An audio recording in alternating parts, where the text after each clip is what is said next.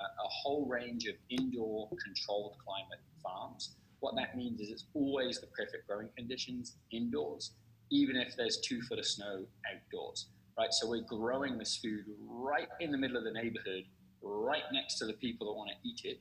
And we're doing that 12 months a year, right? So if you want a freshly harvested bunch of kale to make the most delicious smoothie with in New York in February, you can come to Square Roots and you can buy that food.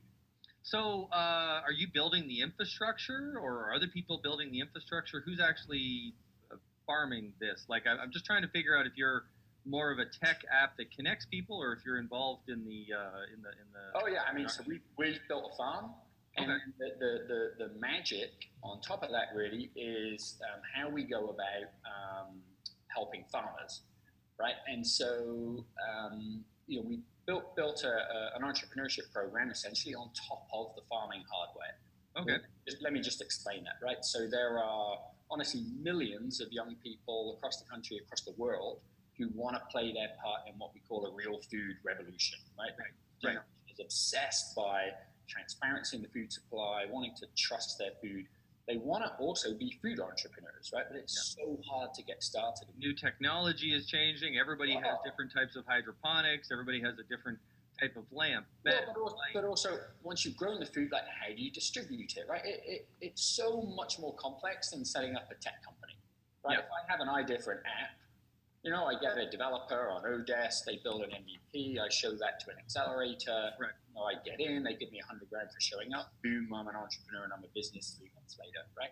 Yeah, and also you also have one metric for that. You have the number of people who downloaded the app. Totally. Here, you need the certain number of farmers, you need a certain number of buyers, you also need the volume that they produce. There's so many different... so much more complicated. So much more complicated. Also, like with tech, that just scales infinitely, right? If 1 million people want your thing tomorrow, great. There's incremental cost to get out to 1 million more people. With food, well, you got to grow the food. Yeah. You can't scale faster than nature. Time. Yeah, exactly. Right. And so becoming a food entrepreneur is very, very complicated. And so what we've done here at Square Roots is we've built the farms. That's almost like our hardware platform. And then on top of that, we have an entrepreneurship program where we bring in young people and we help them understand how to become a food entrepreneur. They are with us for a 12-month program.